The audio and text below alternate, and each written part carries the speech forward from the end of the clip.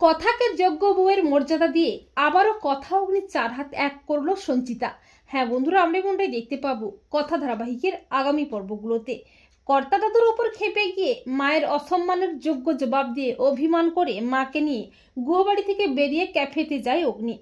এরপর অগ্নি ও সঞ্চিতাকে বাড়ি ফিরিয়ে আনতে কায়দা কানুন ও সবাই মিলে অগ্নির ক্যাফেতে যায়। তারা সঞ্চিতাকে অনেকভাবে অনুরোধ করে গুহবাড়িতে ফিরে আসার জন্য।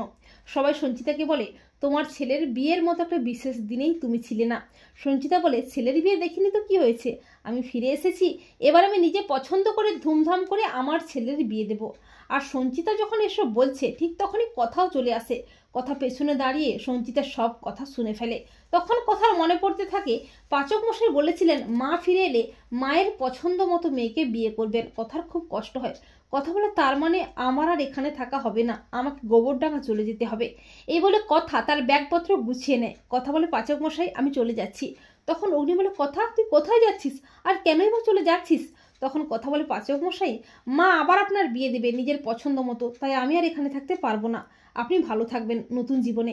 এই বলে কথা যখনই চলে যাবে করে তখন সঞ্চিতা কথার হাতটা ধরে বলে, এই যে মেয়ে, তুমি কোথায় যাচ্ছ? স্বামী সংসার ছেড়ে আমাকে সব কিছু ফিরিয়ে দিয়ে, আমার কলঙ্ক মুছিয়ে, আমার সম্মান ফিরিয়ে দিয়ে এখন তুমি নিজেই চলে যাচ্ছ? তখন কথা বলে, কিন্তু মা, তুমি তো তোমার পছন্দ করা মেয়ের সাথে পাচক মশাইয়ের বিয়ে দেবে, তাহলে আমি কোন অধিকারে থাকবো এই বাড়িতে? তখন সঞ্চিতা বলে, স্ত্রীর অধিকারে। কথা বলে, মা। সঞ্চিতা বলে, কথা তুই আমার চোখে যোগ্য শ্রেষ্ঠ মেয়ে আমার ছেলের জন্য, তুই পারবি আমার ছেলেটাকে আগলে রাখতে, আর আমি জানি আমার ছেলেটাও তোকে ছাড়া বাঁচবে না, তাই আমি তোর আর অগ্নির আবারও বিয়ে দেবো ধুমধাম করে। এরপর একটা শুভ লগ্ন দেখে সঞ্চিতা ধুমধাম করে কথা অগ্নির 4 হাত আবারও এক করে দেয়।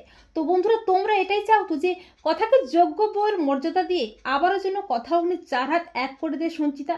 কমেন্ট করে জানাতে ভুলো না তোমাদের মতামতটি।